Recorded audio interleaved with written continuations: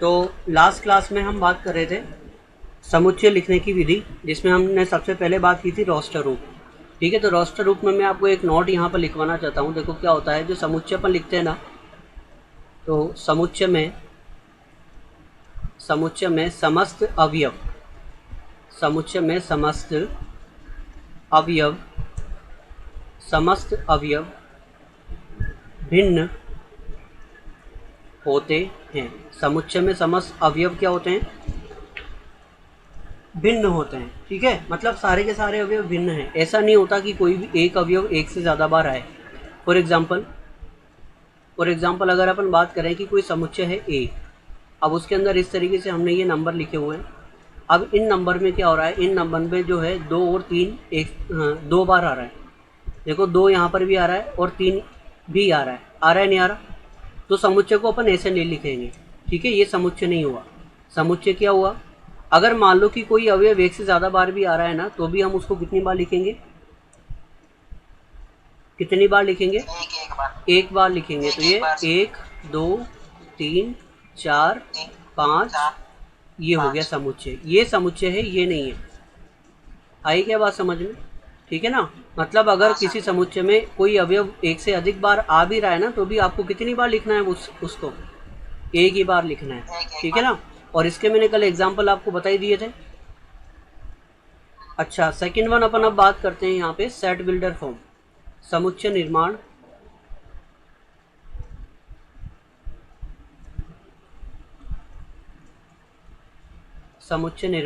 विधि।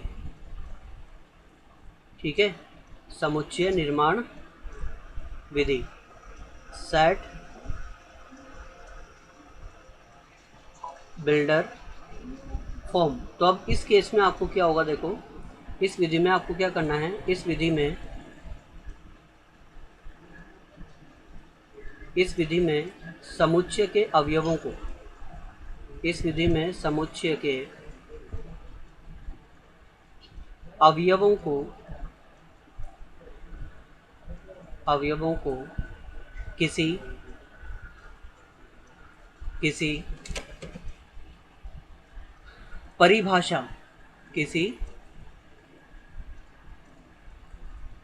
परिभाषा द्वारा व्यक्त, किसी परिभाषा द्वारा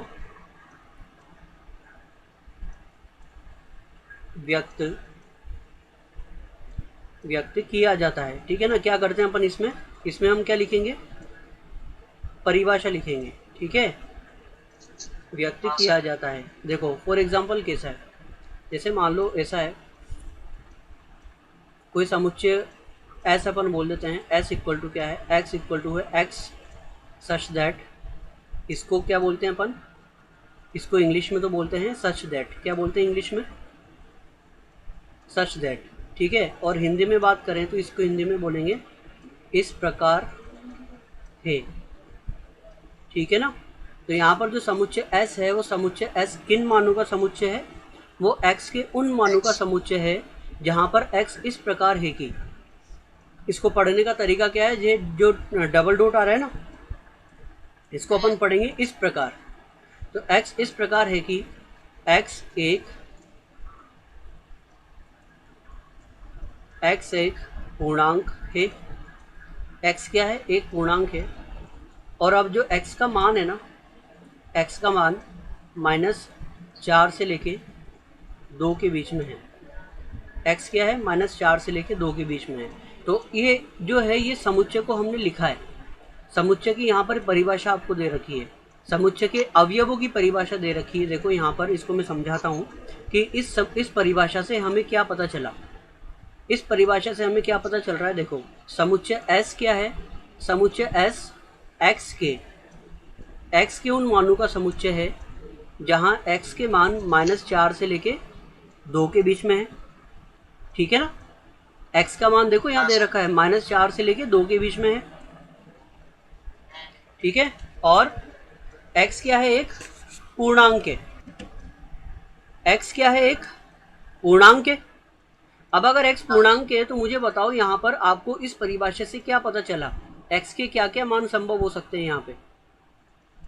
सर कोई मीटिंग में है क्या? सरपंच जब मीटिंग में जाए। वो उनको कर दिया मैंने।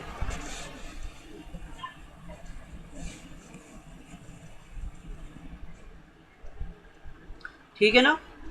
तो देखो यहाँ पर ये जो x है, x एक पूर्णांक है और x के मान कहाँ से कहाँ तक ये बताओ, -4 से लेके 2 के बीच में है। तो देखो इस समुच्चय से हमें क्या पता चला, इस समुच्चय से हमें क्या पता चला बताओ, x के मान क्या क्या हो सकते हैं, जल्दी से बताओ। x के मान एक पूर्णांक संख्या होंगे और वो जो पूर्णांक संख्या है वो -4 से लेके 2 के बीच में रहेगी। और देखो यहाँ पर -4 पर भी क्या आ रहा है, यहाँ पर देखो ये लेस देन और इक्वल टू का साइन आ रहा है। लेस देन और इक्वल टू का मतलब क्या है, यहाँ पर ये जो है ना ये क्या है, ये इक्वल है। अब इक्वल होने का मतलब क्या है कि x का मान -4 भी हो सकता है। और देखो यहाँ पर भी क्या आ रहा है, ये लेस देन और इक्वल दे रखा है, ये भी क्या आ रहा है, इक्वल आ रहा है ना। तो इसका मतलब x का मान 2 भी हो सकता है। ठीक है, ये चिन्हों के बारे में आइडिया है क्या बताओ। यहाँ पर देखो 4 तरीके के चिन्ह चलते हैं मैथ्स में। ये होता है, इसको बोलते हैं अपन ग्रेटर देन, ग्रेटर देन, ठीक है। एक होता है ग्रेटर देन एंड इक्वल, इसको क्या बोलते हैं अपन, ग्रेटर देन एंड इक्वल। ये है लेस देन, इसको क्या बोलते हैं अपन, लेस देन। और एक होता है लेस देन और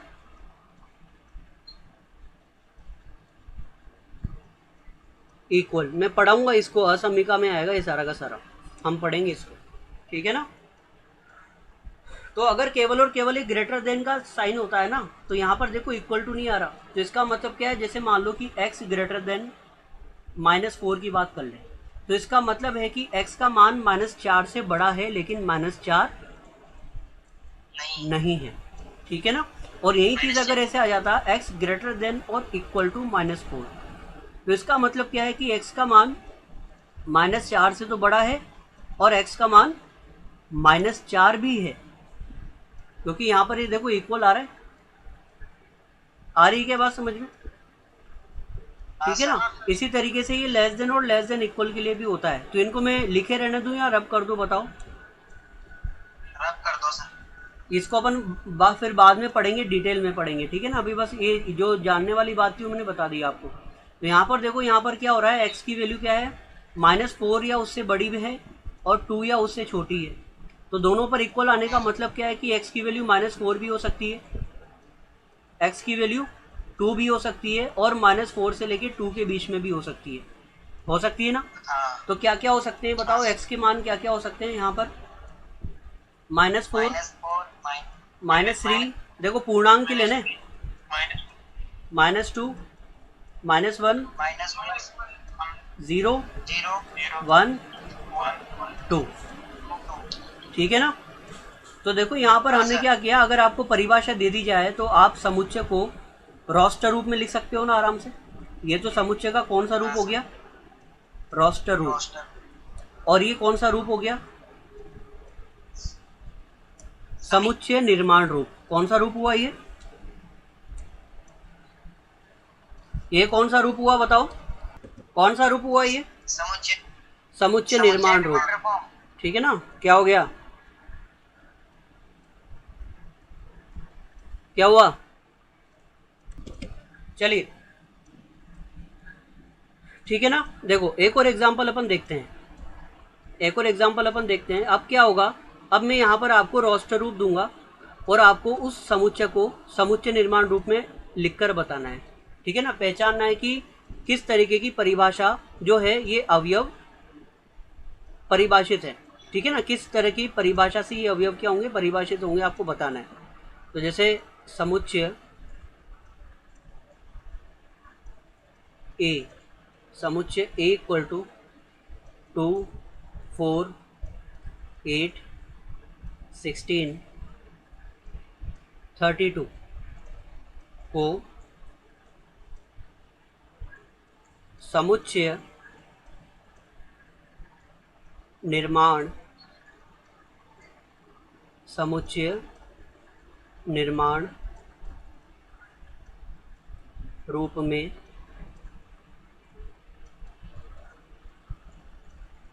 लिखिए, ठीक है ना। इसको आपको किस रूप में लिखना है? समुच्चय निर्माण रूप में लिखना है। तो मुझे बताओ समुच्चय निर्माण रूप हाँ क्या हो सर। जाएगा इसका? सर एक्स इस प्रकार एक पूर्णांक है, हम्म। एक्स इक्वल टू हाँ, 2 की पावर एक्स, 2 2 की की पावर पावर एक्स। 2 की पावर नहीं एक्स। सर, एक्स एक वास्तविक वास्तविक संख्या है। देखो यहाँ पर जहाँ आपको एक्स देखो इक्वल टू समुच्चय 2 है। ए, हाँ देखो अब इधर देख लो, समुच्चय ए आपको क्या दे रखा है? 2, 4, 8, 16, 32 ऐसा दे रखा है। अब अगर आप इनको है ना मन की आंखों से देखोगे ना, आपको मन की आंखों से देखना आना चाहिए। मन की आंखों से अगर आप देखोगे तो यहाँ पर देखो इस समुच्चय में क्या हो रहा है, जो प्रत्येक अवयव है ना, ये प्रत्येक अवयव 2 की पावर कुछ न कुछ देने पर मिल रहा है। जैसे 2 की पावर 1, हाँ ये 2 की पावर 2, ये 2 की पावर 3, ये 2 की पावर 4 और ये 2 की 2 पावर की पावर 5 ऐसा मिल 5। रहा है ना, ठीक है ना। तो यहाँ पर देखो, यहाँ पर क्या हो हाँ रहा है, यहाँ पर बदल कौन रहा है ये बताओ? घात, 2 की पावर घात बदल रही है, घात बदल रही है ना। हाँ सर। तो इसका मतलब अपन इसको समुच्चय निर्माण रूप में ऐसे लिख सकते हैं क्या? a is equal to x, जहाँ x क्या है? x है 2 की पावर n, तथा देखो n क्या है, यहाँ पर जो घात आ रही है ये किस प्रकार की संख्या है मुझे बताओ? नेचुरल नंबर नेचुरल नंबर, प्राकृत संख्या है। n एक प्राकृत, संख्या। इसको या फिर ऐसे लिख दूं क्या, मैथमेटिकल फॉर्म में ही है ना, समझ ही जाओगे आप तो मैथ्स के स्टूडेंट हो। n belongs to capital N, और जो n का मान है वो 1 से लेके कहाँ तक है? 5 तक है। क्या हम इसको ऐसे लिख सकते हैं क्या? इससे आपको समझ में आ जाएगा क्या? जैसे n क्या हाँ है? प्राकृत संख्या है, तो आपको पता है कि n की वैल्यू क्या क्या होगी? 1, 2, 3, 4 और 5 ही होगी। अब n इक्वल टू 1 रखेंगे तो 2 मिलेगा, 2 रखेंगे 2 स्क्वायर मिलेगा, 3 रखेंगे 2 क्यूब मिलेगा, 4 रखेंगे 2 की पावर 4 और 5 रखेंगे तो 2 की पावर 5 मिल जाएगा। मिलेगा नहीं मिलेगा बताओ? ठीक है ना, ऐसे हो जाएगा ना। हाँ ये हाँ चीज़ सर। क्लियर है क्या? चलो एक और अपन एग्जांपल देख लेते हैं। समुच्चय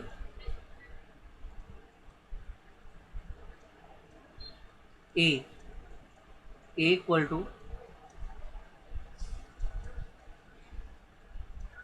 1, 3, 5, 7, 9, 11, 13 को समुच्चय निर्माण रूप में लिखिए। समुच्चय निर्माण रूप में लिखिए इसको। तो इसको समुच्चय निर्माण रूप में कैसे लिखेंगे बताओ जल्दी से? एक्स एक प्राकृत संख्या है। हाँ, एक्स बराबर 2n+1, हाँ, जहाँ n belongs to capital N। अच्छा देखो यहाँ पर आपको देखो क्या दे रखा है, आपको जो समुच्चय है ना, समुच्चय क्या दे रखा है आपको यहाँ पे? समुच्चय ए आपको दे रखा है 1, 3, 5, 5 7, 7 9, 9 11, 13 13 ऐसा दे रखा है। 13। अब ये सारी की सारी किस प्रकार की हाँ संख्याएं बताओ? ये सब है विषम संख्याएं, प्राकृत संख्या। ठीक है ना। ये क्या है? विषम प्राकृत संख्याएं, और चलो अच्छे से बोल दो, ये लो विषम प्राकृत संख्याएं हैं ये, ठीक है ना। अब देखो विषम संख्याएं तो है, ठीक है, विषम संख्याएं आ रही है यहाँ पे। तो अब इसको लिखने के दो तरीके हैं, देखो इसको लिखने के दो तरीके हो जाएंगे। इसको हम दो तरीके से लिख सकते हैं। इसका पहला तरीका क्या, देखो पहला तरीका जो है, आप इसको ऐसे भी लिख सकते हो कि a is equal to x such that x एक विषम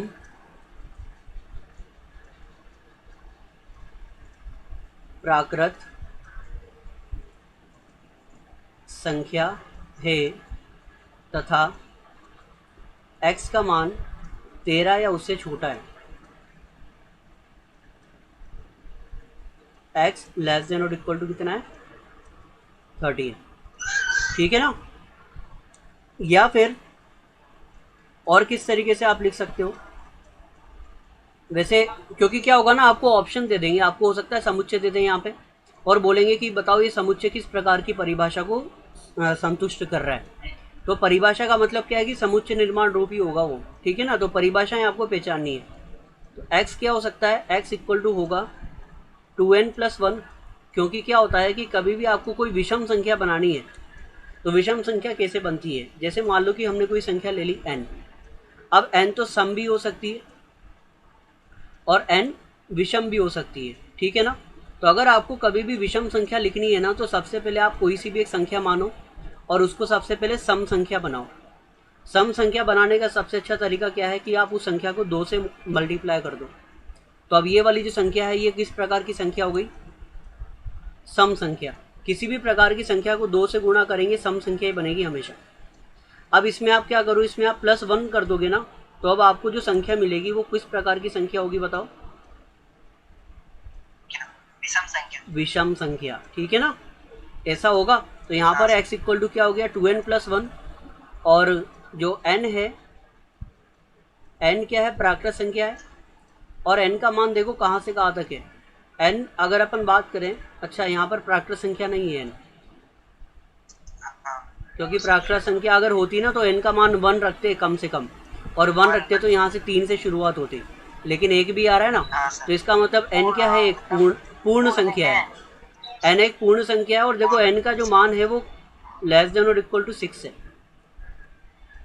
6 रखेंगे तो 6 दूनी 12, 12 और 1 13, हाँ सर। 5 रखेंगे तो 10 और 1 11, 4 रखोगे तो 8 और 1 9, 3 रखोगे तो 2 और 1 सॉरी 6 और 1 7, ठीक है। 2 रखोगे तो 2 इंटू 2 4, 4 + 1 5, 1 रखोगे तो 2 + 1 3, और 0 रखोगे तो क्या बन जाएगा 1, बनेगा क्या। तो ये भी इसकी परिभाषा हो सकती है और ये भी इसकी परिभाषा हो सकती है, ठीक है। वैसे अगर मान लो कि इस टाइप का अगर ऑब्जेक्टिव बनता ना, तो ऑब्जेक्टिव में ये वाला आपको ऑप्शन दिया हो, ठीक है ना। ये कम मुश्किल है देने वाला, लेकिन फिर भी मैंने आपको बता दिया कि हम इसको इस तरीके से भी परिभाषित कर सकते हैं, ठीक है।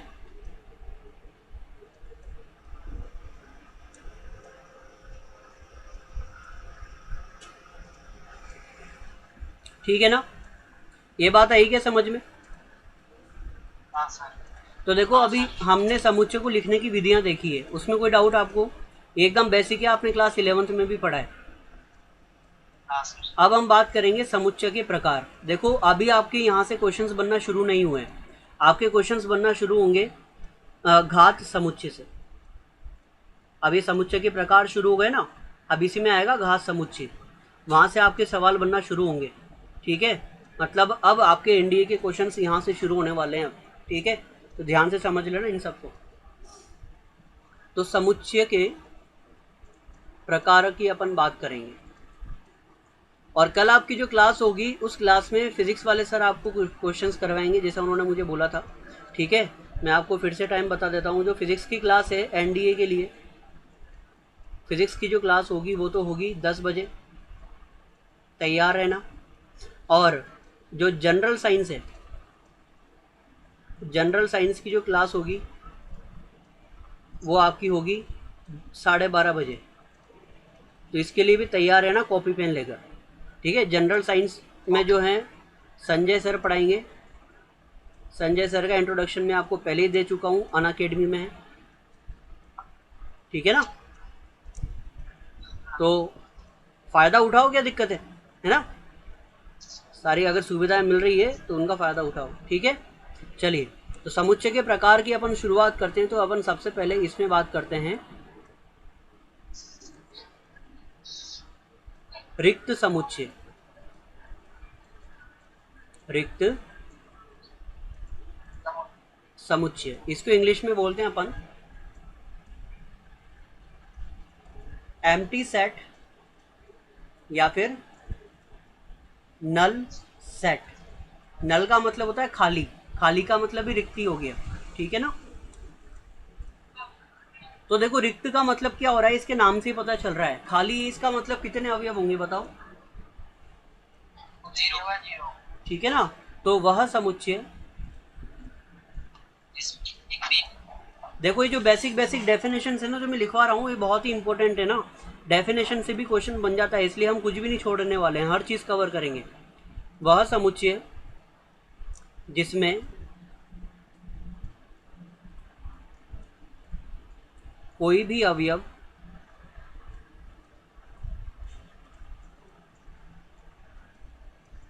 कोई भी अवयव नहीं हो, कोई भी अवयव नहीं हो,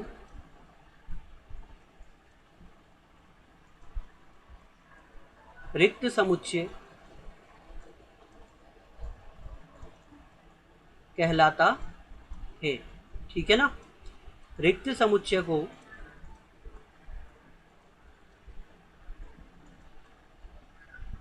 रिक्त समुच्चय को या तो ये खाली आप करली ब्रैकेट बना दो, ठीक है, या तो आप इस तरीके से खाली करली ब्रैकेट बना सकते हो, या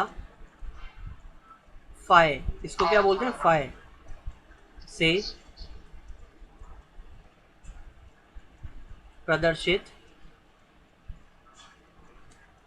फाय से प्रदर्शित किया जाता है, फाय से प्रदर्शित किया जाता है। ठीक है ना। तो फॉर एग्जांपल अगर अपन बात करें तो समुच्चय ए, समुच्चय ए इज इक्वल टू क्या है, एक्स, सच दैट एक्स एक पूर्णांक है तथा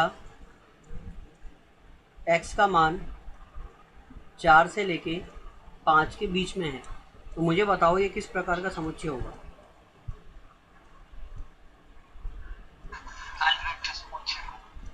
खाली है क्या? क्यों क्यों है खाली? 4 और 5 तो, चार और पाँच हाँ बोलो, चार पूर्णांक ही नहीं है। क्यों नहीं है? चार और पाँच की जगह पूर्णांक ही नहीं है। 4 और 5 के बीच में कोई पूर्णांक नहीं है, लेकिन 4 और 5 तो पूर्णांक है, फिर क्यों खाली बोला हमने? हाँ, यहाँ पर देखो, यहाँ पर क्या हो रहा है, यहाँ पर आपसे क्या बोला है कि x का मान जो है वो 4 से बड़ा होगा और 5 से छोटा होगा, लेकिन x का मान 4 नहीं हो सकता, x का मान 4 नहीं होगा और x का मान 5 भी नहीं होगा। तो 4 से 5 के बीच में कोई पूर्णांक है क्या? कोई है क्या पूर्णांक? नहीं है ना। अतः नहीं है सर। ए एक रिक्त,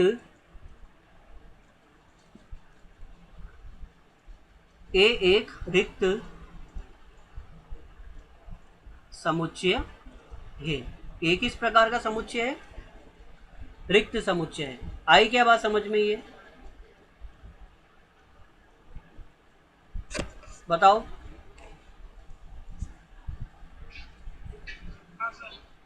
ठीक है ना।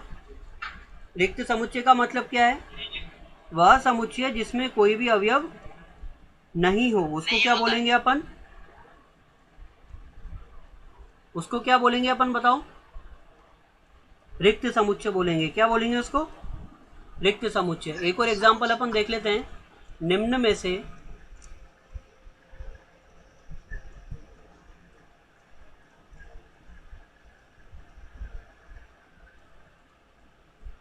कौन सा समुच्चय रिक्त समुच्चय, रिक्त समुच्चय है? आपको बताना है इनमें से कौन सा समुच्चय रिक्त समुच्चय है। ऑप्शन है x, such that x is equal to 2n,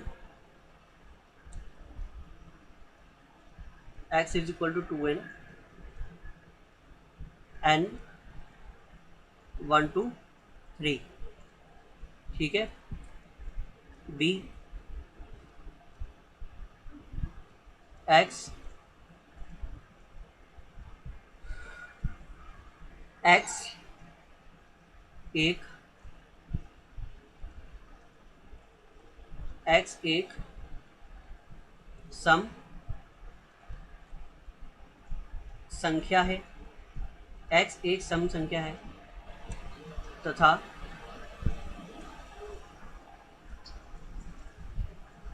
x का मान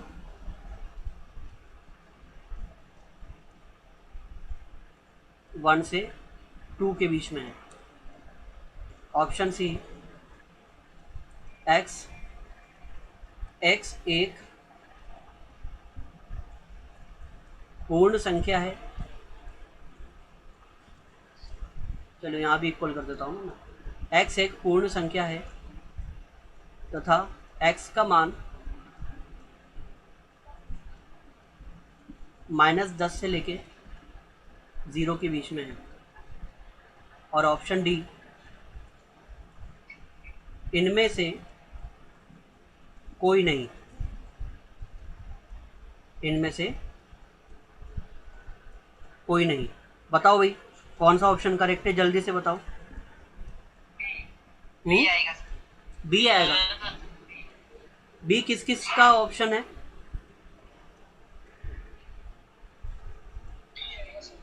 क्या बी आएगा? बी आएगा? क्या सोचकर बोल रहे हो बी आएगा? रिक्त समुच्चय की बात कर रहा हूँ मैं यहाँ पे। यहाँ पर x एक सम संख्या है, तो देखो 1 से 2 में 1 भी हो सकता है 2 भी हो सकता है, तो सम संख्या है तो x बराबर 2 सम संख्या नहीं है क्या? सम संख्या है ना, तो ये थोड़ी ना हो सकता है, ये भी नहीं है, ये वाला है। क्योंकि देखो यहाँ पर पूर्ण संख्या की बात हो रही है। पूर्ण संख्या का मतलब क्या है? ऐसी संख्या है जो 0 1 2 3 4 इस प्रकार की हो, ये होती है पूर्ण संख्या है। जबकि यहाँ पर देखो x का मान 0 से छोटा है लेकिन 0 नहीं है, x का मान 0 नहीं है और 0 से छोटा है तो ऋणात्मक है, तो यहाँ तो एक भी संख्या नहीं आ रही। आ रही है क्या बताओ? नहीं आ रही, तो ये किस प्रकार का समुच्चय होगा? ये होगा रिक्त समुच्चय। आई क्या बात समझ में? क्या इसमें तो आपको बस ये बोला है कि x का मान 1 और 2 के बीच में है, आपको केवल वो मान लेना है जो सम हो, ठीक है ना? तो सम संख्या तो केवल 2 ही आ रही है। आई बात समझ में? अब मैं दूसरा लिंक, अब तो देखो ये हमने एग्जाम्पल अभी डिस्कस किया था, तो इनमें से कौन सा रिक्त समुच्चय है बताओ? ऑप्शन सी, ऑप्शन सी आ रहा था ना? ठीक है, चलिए आगे बढ़ते हैं अपन। चलो अब एक और मुझे बताओ, एक एग्जाम्पल मुझे बताओ। समुच्चय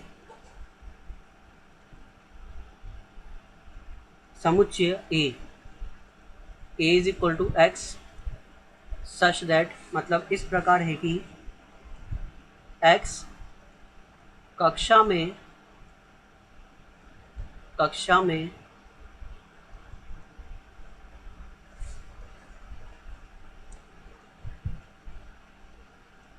विद्यार्थियों, चलो ऐसा करेंगे, इस एग्जाम्पल को मैं अभी करवाऊंगा, ठीक है ना? अभी करेंगे अपन इसकी बात। इसके पहले अपन कुछ और बात कर लेते हैं दूसरे टाइप के समुच्चय, ताकि यहाँ पर ऑप्शन, उसमें क्या ऑप्शन है 4, तो जो 4 ऑप्शन है उनका आपको आइडिया होना चाहिए, ठीक है ना? इसलिए मैं पहले आपको और बता देता हूँ समुच्चय के प्रकार, उसके बाद अपन उस सवाल को करेंगे। तो देखो सेकंड टाइप का जो समुच्चय आ रहा है वो आ रहा है एकल समुच्चय। पहला क्या था? रिक्त समुच्चय। रिक्त का मतलब क्या था? खाली, ठीक है, खाली बॉक्स, वो था रिक्त समुच्चय। ये है एकल समुच्चय, इसको अपन इंग्लिश में बोलते हैं सिंगलटन सेट, ठीक है ना? एकल समुच्चय सिंगलटन सेट, ये हम बोलते हैं इसको। देखो अब इसका मतलब क्या होता है, सिंगलटन सेट का क्या मतलब होता है, ठीक है? और देखो इनके इंग्लिश वर्ड आप याद रखना, क्योंकि क्या होता है कोई भी जो कॉम्पिटिटिव एग्जाम होता है ना, कॉम्पिटिटिव एग्जाम के केस में क्या होता है कि अगर मान लो कि पेपर में कोई करेक्शन होता है ना, तो हमेशा सही जो माना जाता है ना वो इंग्लिश लैंग्वेज वाले को माना जाता है, हिंदी लैंग्वेज वाले को नहीं माना जाता, ठीक है ना? तो ये आपको पता होना चाहिए, इसलिए आपको इंग्लिश के इनके वर्ड्स पता होने चाहिए कि इसको क्या बोलते हैं। एकल समुच्चय सिंगलटन सेट, तो देखो क्या होता है, देखो यहाँ से इसके नाम से पता चल रहा है एकल। एकल का मतलब क्या होगा? एकल का मतलब क्या समझते हो आप? एक से एक एक, ठीक है ना। तो क्या होगा बताओ यहाँ पर, वह समुच्चय, वह, जिसमें केवल एक है। हाँ बिल्कुल, वह समुच्चय जिसमें जिसमें केवल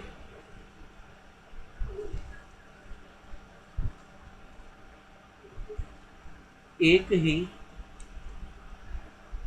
अवयव हो, जिसमें केवल एक ही अवयव हो, एकल समुच्चय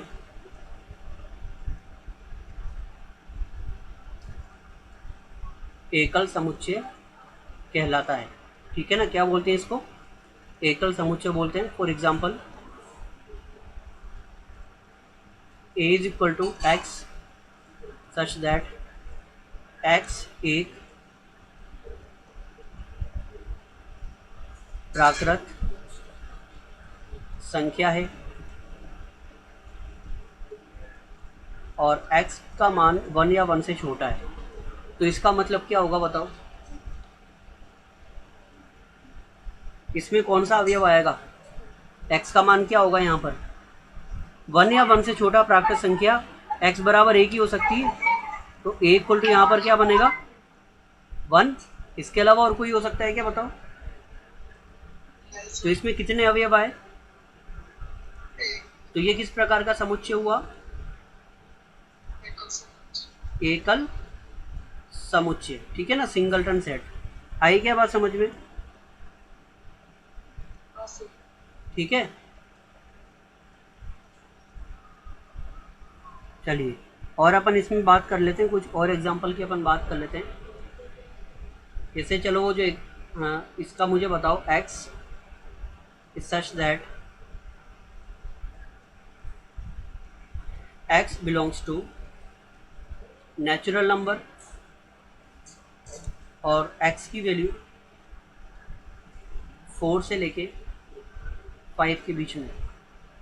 तो क्या होगा जल्दी से बताओ, 4, क्योंकि यहाँ इक्वल टू लग रहा है ना, देखो यहाँ इक्वल टू आ रहा है साथ में। तो इसका मतलब यहाँ पर a के अंदर केवल और केवल एक ही अवयव आएगा और वो क्या आएगा 4 आएगा। तो ये क्या हो गया, ये किस प्रकार का समुच्चय हुआ,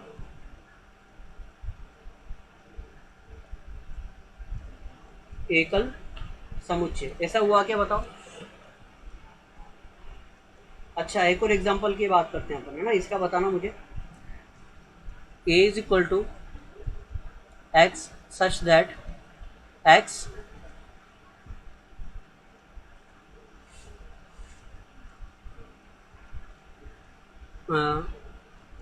इसमें ऐसा बोल देते हैं, x जो है वो क्या है, एक कमरे में, एक कमरे में उपस्थित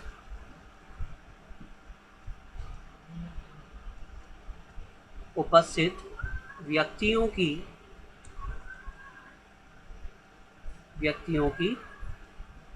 संख्या। तो ये बताओ ये किस प्रकार का समुच्चय है,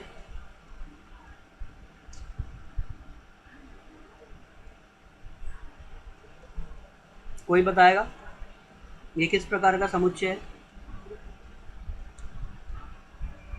एनीवन एल्स। एकल समुच्चय। एकल समुच्चय क्यों,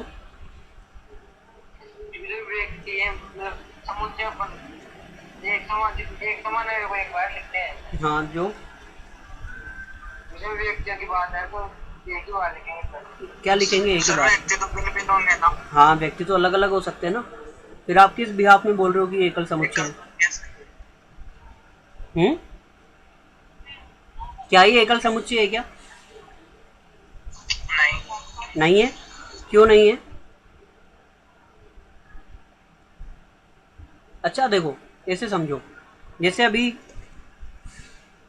मान लो कि हमारी क्लास चल रही है, हम एक क्लासरूम में हम पढ़ रहे हैं, ठीक है ना, एक क्लासरूम है, ये बोर्ड लगा हुआ है यहाँ पे, ठीक है ना, और यहाँ पर आपको कोई टीचर पढ़ा रहे हैं, ठीक है, और यहाँ पर बहुत सारे स्टूडेंट बैठे हुए हैं, इस तरीके से बहुत सारे स्टूडेंट्स बैठे हुए हैं, ठीक है भाई। तो अब चलो इन स्टूडेंट्स को गिनते हैं अपन, एक पंक्ति में कितने स्टूडेंट आ रहे हैं बताओ? 6, इसमें भी 6 और इसमें भी 6, तो कितने हो गए? 18 तो ये हो गए, और एक टीचर भी है तो प्लस 1, भाई ये भी तो इंसान ही है ना, ये भी तो व्यक्ति ही है, यानी समझते टीचर को इंसान? बताओ, समझते हो ना? 19, ठीक है ना? कितने व्यक्ति हो गए? 19। तो यहाँ पर व्यक्तियों की संख्या की बात हो रही है, अलग अलग व्यक्ति की बात नहीं हो रही। किसकी बात हो रही है? व्यक्तियों की संख्या की। तो अब अगर मैं आपसे बोलूं कि इस क्लास में कितने व्यक्ति हैं, इस क्लास में कितने व्यक्ति हैं, तो आप क्या बोलोगे कि सर इस क्लास में 19 व्यक्ति हैं, तो ये तो एक ही अवयव आया, एक ही अवयव आया क्या? बताओ, आया क्या? तो ये किस प्रकार का समुच्चय हो गया? ये किस प्रकार का समुच्चय हो गया? एकल समुच्चय हुआ नहीं हुआ? बताओ, क्योंकि इसमें तो केवल व्यक्तियों की संख्या है। अगर किसी कमरे में 10 व्यक्ति बैठे तो आप 10 ही तो बोलोगे ना, अलग अलग नाम लेकर नहीं बोलना है आपको। आपसे नाम नहीं पूछा, आपसे क्या पूछा है? केवल कितने व्यक्ति हैं, व्यक्तियों की संख्या के बारे में बात हो रही है। देखो ढंग से, हो रही नहीं हो रही? तो संख्या है तो हम तो गिनकर बता देंगे कि 10 व्यक्ति हैं, इसमें 12 हैं तो बता देंगे 12 व्यक्ति हैं। जैसे यहाँ पर 19 व्यक्ति थे तो हमने बता दिया कि इसमें 19 व्यक्ति हैं। तो कितने अवयव आएंगे इस समुच्चय में? एक ही अवयव आएगा ना?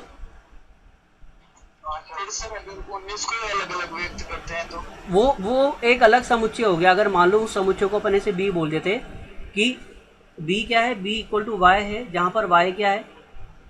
वाई है कमरे में उपस्थित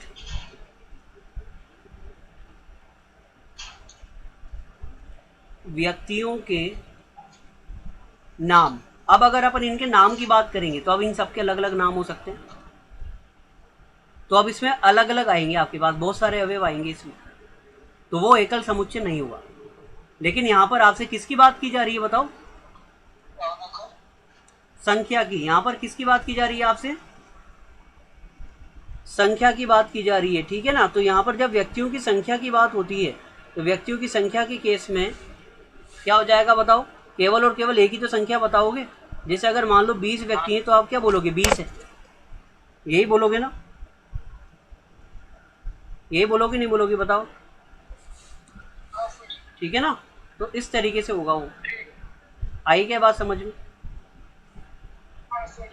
ठीक है, तो ये तो क्या है? ये तो एक एकल समुच्चय है। ये किस प्रकार का समुच्चय हो गया? एकल समुच्चय है। लेकिन क्या ये एकल है क्या? ये एकल नहीं है ना, समुच्चय भी एकल नहीं है। अभी मैं इसको हटा देता हूँ यहाँ से, अभी इसका नंबर नहीं आया, इसका नंबर भी लेंगे अपन। ये चीज़ क्लियर है क्या? बताओ, तीसरे नंबर का समुच्चय की बात करते हैं। तीसरे नंबर का समुच्चय है परिमित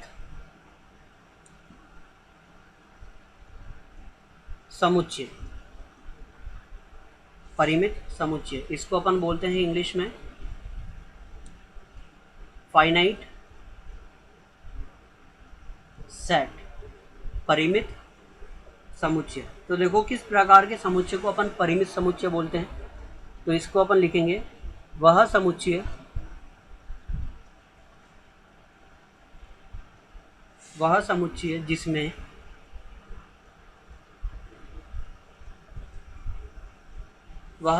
जिसमें परिमित अवयव, या ऐसे लिखेंगे अपन, वह समुच्चय जिसमें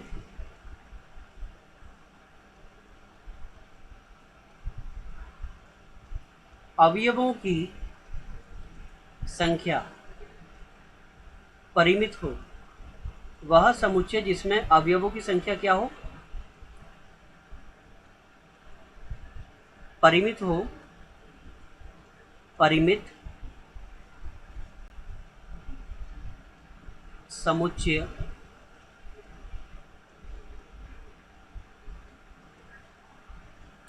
कहलाता है। क्या कहलाता है? ये परिमित समुच्चय कहलाता है। तो अवयवों की संख्या परिमित होने का मतलब क्या है कि हम किसी समुच्चय को देखकर ये बता पाएं कि इसमें कितने अवयव विद्यमान है। तो उस प्रकार का जो समुच्चय होता है उसको अपन बोलते हैं परिमित समुच्चय। जैसे फॉर एग्जांपल अपन बात करें, जैसे कोई समुच्चय ए हो गया, 1 2 3 4 5। तो अब आप यहाँ पर बता सकते हो कि इसमें कितने अवयव हैं, बताओ। 5। 5 है, परिमित है, आप गिन सकते हो इनको। तो ये किस प्रकार का हाँ सर। समुच्चय हुआ? ये हुआ परी। परिमित समुच्चय। अब अगर इसी चीज को मैं ले लेता हूँ, जैसे मान लो प्राकृत संख्याओं का समुच्चय, 1 2 3 4 5 और ऐसे आगे चल रहा है, तो अभी कहाँ तक जा रहा है आपको पता है क्या? नहीं। ये कभी भी देखो क्या हो जाता है, जैसे ये 3 डॉट आ जाते हैं ना, ये 3 डॉट, इस 3 डॉट का मतलब मैं आपको बताता हूँ क्योंकि बच्चे इसमें भी कंफ्यूज रहते हैं। 3 डॉट का मतलब है कि ये जो श्रेणी है ना, ये जो श्रृंखला है संख्याओं की, ये अनंत तक जा रही है। कहाँ तक जा रही है? ये अनंत तक। अनंत तक का मतलब इसमें बहुत सारे अवयव हैं, बहुत सारे अवयव हैं, हम नहीं बता सकते कितने हैं। तो क्या वो परिमित होगा क्या? नहीं सर, परिमित। वो परिमित नहीं होगा ना, वो हो जाएगा अपरिमित, जो कि हमारा अगला समुच्चय है। ठीक है ना। अभी हमने यहाँ पर बात की है परिमित की। तो परिमित समुच्चय क्या होते हैं? ऐसे समुच्चय जिसमें अवयवों की संख्या क्या हो? परिमित हो। जैसे एक और समुच्चय अपन ले लेते हैं, अल्फा बीटा गामा डेल्टा। ठीक है। तो ये किस प्रकार का समुच्चय हुआ बताओ? इसमें अवयवों की संख्या कितनी है? 4। 4। तो ये किस प्रकार का समुच्चय हुआ? परिमित समुच्चय। ऐसा हुआ क्या? ठीक है ना। अच्छा देखो, इसमें एक चीज आपको और यहाँ पर मैं नोट डलवा के लिखवा देता हूँ। ठीक है, नोट्स तो आप बना रहे हो ना? नोट्स बनाना शुरू किया नहीं किया? ओके, ठीक है।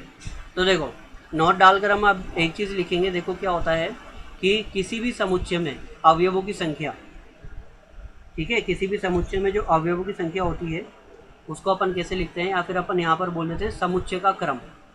उसको हम यहाँ पर नाम देंगे समुच्चय का क्रम। समुच्चय का क्रम। ठीक है। समुच्चय का क्रम, इसको इंग्लिश में अपन बोलते हैं order of set. Order, order का मतलब होता है क्रम, क्रम या कोटि। ठीक है ना। तो क्या होता है देखो, किसी समुच्चय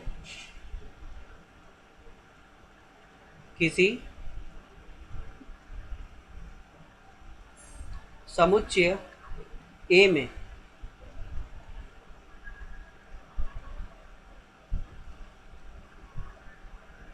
किसी समुच्चय ए में अवयवों की संख्या को, किसी समुच्चय ए में अवयवों की संख्या को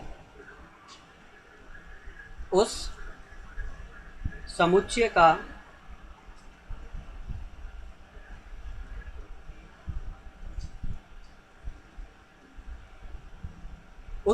का क्रम कहते हैं। ठीक है। इसे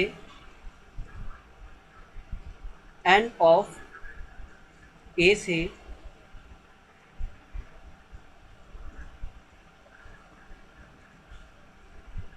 प्रदर्शित, एन ऑफ ए से प्रदर्शित किया जाता है। ठीक है ना। किसी भी समुच्चय में अगर आपको अवयवों की संख्या को प्रदर्शित करना है तो किससे प्रदर्शित करोगे आप बताओ? एन ऑफ ए से इसको आप प्रदर्शित करोगे। ठीक है। कई जगह इसको जो है एन की जगह ओ भी लिखा होता है। ओ का मतलब होता है ऑर्डर। ठीक है। कई जगह क्या होगा, इसको एन की जगह किस तरीके से लिखेंगे? ओ की जगह भी, ओ के रूप में भी लिख सकते हैं। अभी मैं आपको लिखवाता हूँ।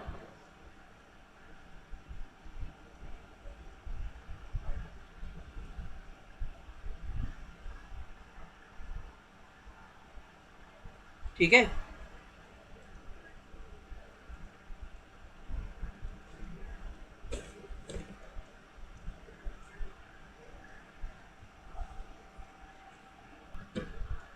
ठीक है। इसे ओ ऑफ ए द्वारा भी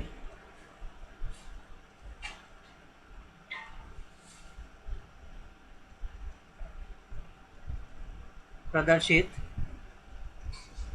किया जा सकता है, ठीक है ना। ओ ऑफ ए द्वारा भी प्रदर्शित किया जा सकता है, ठीक है। ओ ऑफ ए द्वारा भी अपन इसको प्रदर्शित करते हैं, ठीक है। जैसे मान लो फॉर एग्जांपल ऐसा है, समुच्चय ए इक्वल टू 3 5 -2 1 0 में अवयवों की संख्या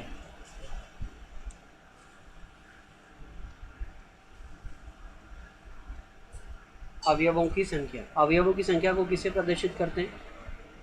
एन ऑफ ए से। कितनी होगी बताओ? 1 2 3 4 5। तो कितने अवयव हो जाएंगे इसमें? 5 अवयव हो जाएंगे, ठीक है। आई क्या बात समझ में? Yes sir. ठीक है। तो ये हमारे कौन से नंबर का आया था प्रकार? ये आया था हमारे 3rd नंबर का, ठीक है। अब अपन बात करें 4th नंबर के लिए। 4th नंबर में आपके आएगा अपरिमित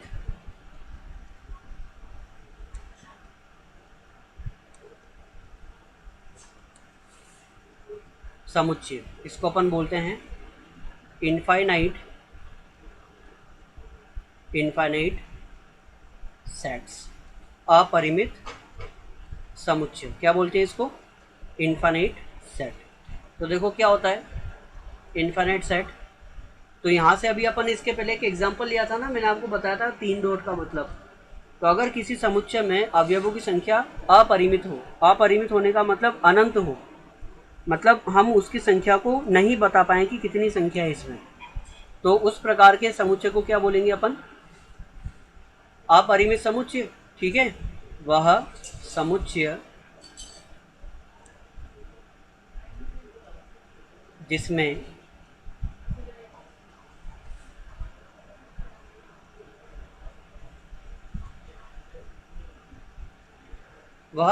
जिसमें अवयवों की संख्या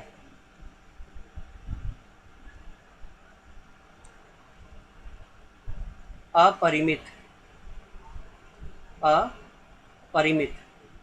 ब्रैकेट में अपन लिख देते हैं अनंत हो,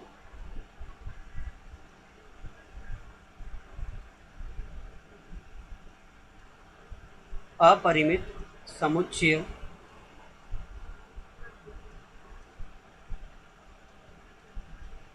कहलाता है। क्या कहलाता है ये?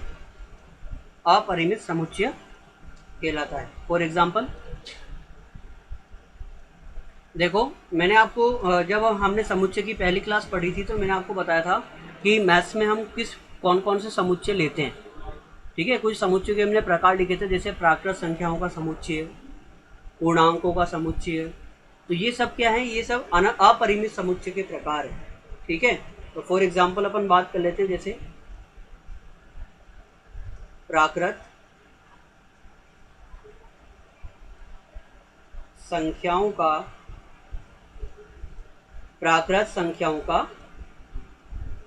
समुच्चय। अब प्राकृत संख्याओं के समुच्चय का मतलब क्या है? देखो n इक्वल टू क्या होगा? 1 2 3 4 डॉट डॉट डॉट। देखो ये जो 3 डॉट अगर आपको दिख जाएगी ना इस तरीके से, तो इसका मतलब किस प्रकार का समुच्चय आ रहा है?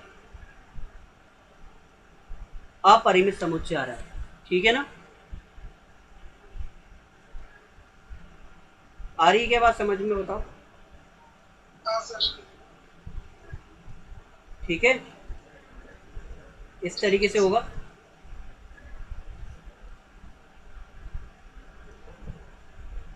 इसको अपन और आगे लेकर बढ़ते हैं। देखो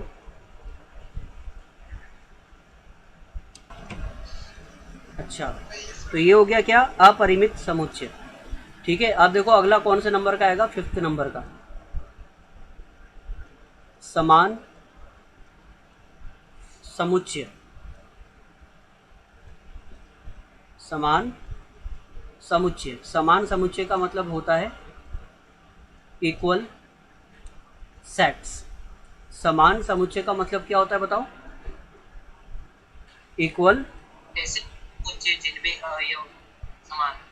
जिनके अवयव समान हो, ठीक है ना, समस्त अवयव समान हो, ठीक है। कहने का मतलब क्या है, जैसे मान लो यदि दो समुच्चय आपके पास है, समुच्चयों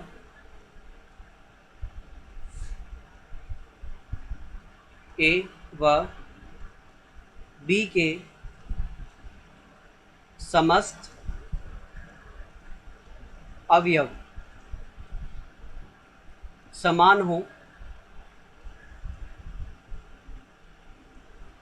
तो ए तथा बी समान समुच्चय कहलाते हैं, ठीक है। तो ए तथा बी क्या कहलाएंगे, समान समुच्चय कहलाएंगे। फॉर एग्जाम्पल देखो, अपन इसको ऐसे समझ सकते हैं, जैसे मान लो कि हमारी फिजिक्स की क्लास में बच्चे, कुछ बच्चे फिजिक्स की क्लास में और कुछ बच्चे मैथ्स की क्लास में, ठीक है ना। अब देखो, जो बच्चे फिजिक्स की क्लास में हैं, जैसे मान लो फिजिक्स की क्लास में बच्चे हैं ए बी सी और डी, ठीक है ना। इस फिजिक्स की क्लास को अपन ए से प्रदर्शित कर देते हैं, तो ये समुच्चय ए हो गया। और बी क्या प्रदर्शित कर रहा है, मैथ्स की क्लास में बच्चे, तो मैथ्स की क्लास में भी जो बच्चे हैं वो भी क्या आ रहे हैं, सी डी बी और ए, ठीक है ना। तो यहाँ पर देखो, यहाँ पर अगर अपन बात करें तो जो बच्चे फिजिक्स की क्लास में हैं वही सभी बच्चे मैथ्स की क्लास में भी हैं क्या, और जो सारे बच्चे मैथ्स की क्लास में हैं, क्या वो सारे बच्चे फिजिक्स की क्लास में भी हैं क्या। इसका मतलब क्या है, देखो ये दो समुच्चय ऐसे हैं जिनमें कोई भी एक अवयव अलग नहीं है। अगर कम से कम एक अवयव भी इन दोनों में से अलग हो गया, जैसे मान लो फिजिक्स की क्लास में एक बायोलॉजी का बच्चा भी आ गया, मान लो, ठीक है, फिजिक्स की क्लास में एक बायोलॉजी का स्टूडेंट आ गया, उसको मैं सी बोल देता हूँ, उस समुच्चय को ए बी सी डी और ई, ये जो ई है ना, ये क्या है, ये बायो का स्टूडेंट है, ठीक है। तो अब मुझे बताओ, क्या सी और बी बराबर होंगे क्या। अब बायो वाला बच्चा मैथ्स पढ़ने थोड़ी ना आएगा, उसको समझ में नहीं आएगी, उसकी तो मैथ्स से दुश्मनी है, इसलिए तो उसने बायोलॉजी ली है, नहीं तो वो मैथ्स ही ले लेता है कि नहीं। तो यहाँ पर अगर अपन बात करेंगे तो देखो यहाँ पर क्या होगा, मुझे बताओ, क्या समुच्चय ए और समुच्चय बी बराबर है क्या, है ना। और क्या समुच्चय बी और समुच्चय सी बराबर है क्या, नहीं है ना। तो इसका मतलब क्या होगा, देखो यहाँ पर अपन बात करेंगे, यहाँ ए इक्वल टू क्या है, बी है, तथा B is not equal to C है। बी और सी बराबर नहीं है, जबकि ए और बी क्या आ रहे हैं, बराबर आ रहे हैं। अच्छा, एक बात और मुझे बताओ, अगर मान लो कि दो समुच्चय बराबर हैं, तो क्या उनमें अवयवों की संख्या भी बराबर होगी क्या, होगी ना। तो देखो, यदि ए व बी समान समुच्चय हो तो उनमें उपस्थित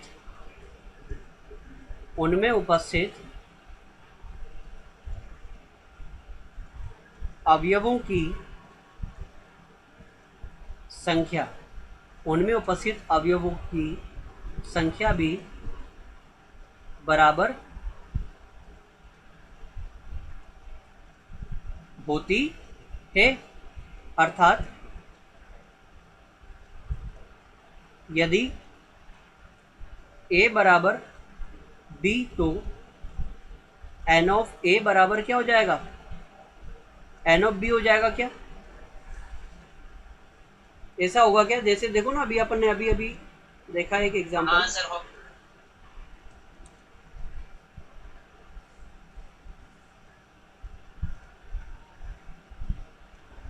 ठीक है ना। यहाँ पर देखो, ये ए और बी दोनों बराबर हैं, तो जितने बच्चे, जितने स्टूडेंट है वो ए में आ रहे हैं, उतने स्टूडेंट किस में आ रहे हैं, बी में भी आ रहे हैं क्या, बताओ, आ रहे हैं क्या। अब यहाँ पर देखो, तो इसका मतलब ए और बी बराबर है, तो ए और बी के बराबर होने के लिए यहाँ पर क्या क्या कंडीशन पता होनी चाहिए आपको। पहली कंडीशन कि दोनों में अवयवों की संख्या बराबर हो, और दूसरी कंडीशन की उनके अवयव भी क्या होने चाहिए, समान होने चाहिए, ठीक है ना। अब एक बात और मुझे बता दो, चलो एक बात और मुझे बता दो आप यहीं पर, हाँ या ना में आपको, यस और नो में आपको आंसर देना है।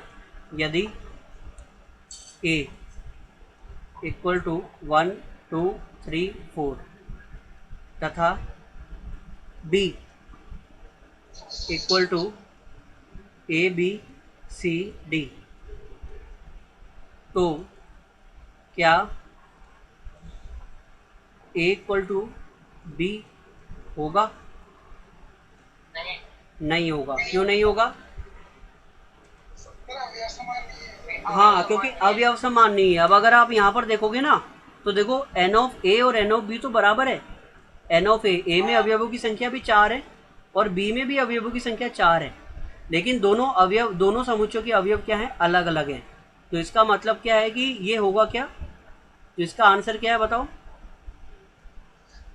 नहीं, समान समुच्चय। ठीक है ना, ए बराबर बी नहीं होगा। क्यों नहीं होगा? क्योंकि देखो अवयवों की संख्या बराबर होने के साथ साथ अवयव भी क्या होने चाहिए, समान। समान होने चाहिए। ये बात आई क्या समझ में? हाँ सर। ठीक है, इसमें किसी को कोई परेशानी हो तो बोलो। नहीं है सर। नहीं है ना। अब देखो, अब अगला कौन से नंबर का आएगा हमारे समुच्चय बताओ, क्योंकि अब इसी कॉन्सेप्ट से अब अगला समुच्चय निकल के आ रहा है। ये कौन से नंबर का था? 5th का था ना, तो अब 6 आएगा। चलिए, तो देखो 6 1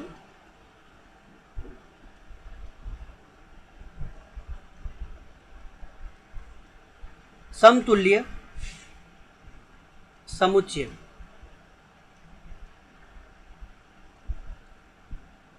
इसको अपन तुल्य समुच्चय भी बोल सकते हैं ना, तुल्य समुच्चय। इसको इंग्लिश में बोलते हैं अपन इक्विवेलेंट सेट्स, ठीक है। तो देखो क्या होता है, यदि दो समुच्चयों यदि दो समुच्चयों ए तथा बी में अवयवों की संख्या, यहाँ पर केवल और केवल किससे मतलब है आपको, अवयवों की संख्या से मतलब है, ठीक है ना, अवयवों से मतलब नहीं है। किससे मतलब है केवल बताओ? अवयवों की संख्या से ही मतलब है, ठीक है। यदि दो समुच्चय ए व बी में अवयवों की संख्या समान हो, अवयवों की संख्या क्या हो, समान हो, तो ए तथा बी समतुल्य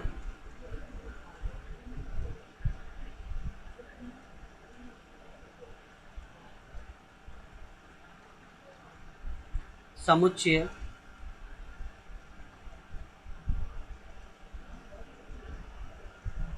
कहलाते हैं। तो ए और बी को समतुल्य समुच्चय बोलेंगे अपन, ठीक है। अर्थात यदि एन ऑफ ए बराबर क्या हो, एन ऑफ बी हो, तो ए व बी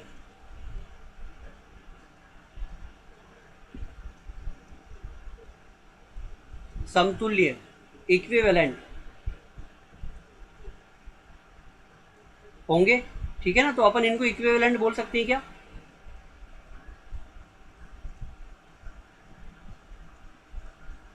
ऐसा बोल सकते हैं क्या अपन इसको, बताओ? हाँ सर, बोल सकते। अब एक बात और मुझे बताओ, चलो जैसे अभी अपन ने एक एग्जाम्पल लिखा था, मैं वापस वो एग्जाम्पल की बात कर लेता हूँ। उसी टाइप का एक एग्जाम्पल ले लेता हूँ मैं, जैसे कि ये ए हो गया, अल्फा बीटा गामा और डेल्टा, तथा एक समुच्चय बी हो गया, पी क्यू आर और एस। तो मुझे बताओ क्या ए इक्वल टू बी है क्या? ए और बी समान है क्या? नहीं है। लेकिन यहाँ पर देखो एन ऑफ ए कितना आ रहा है, ए में अवयवों की संख्या कितनी है? 4। 4 और बी में अवयवों की संख्या भी कितनी है?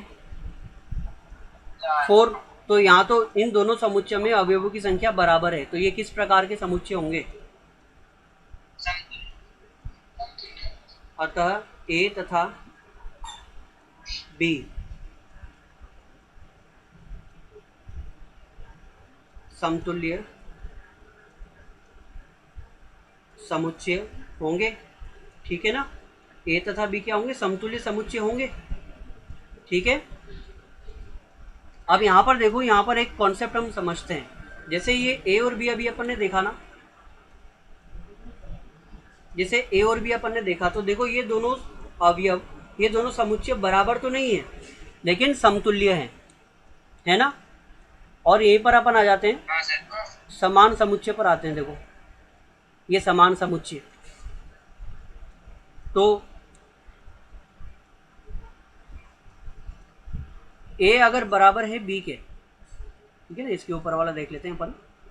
जैसे ये समान समुच्चय हैं ए और बी, तो इसमें अवयवों की संख्या के बराबर होने के साथ साथ अवयव भी बराबर है ना? तो एक बात मुझे बताओ, क्या समान समुच्चय समतुल्य होते हैं क्या? होते हैं सर। होते हैं ना? क्यों? क्योंकि उनमें अवयवों की संख्या क्या होती है? बराबर होती है। ठीक है। तो अब एक नोट डालकर मैं लिखवा रहा हूँ आपको, बहुत ही इंपॉर्टेंट नोट है। ठीक है ना? देखो नोट क्या है, ये कॉन्सेप्ट है, और ऐसे ही अंदर अंदर से सवाल पूछे जाते हैं। ठीक है। तो कॉन्सेप्ट क्या है? देखो कॉन्सेप्ट ये है कि समस्त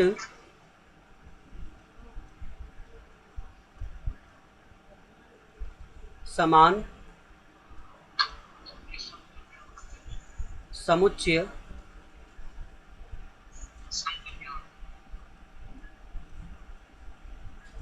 समतुल्य होते हैं, किंतु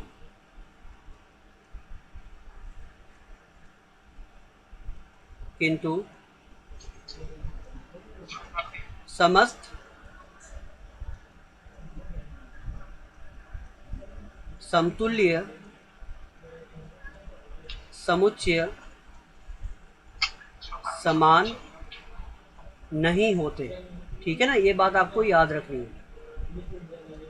क्लियर है क्या? हाँ। ठीक है, क्लियर है ये चीज़?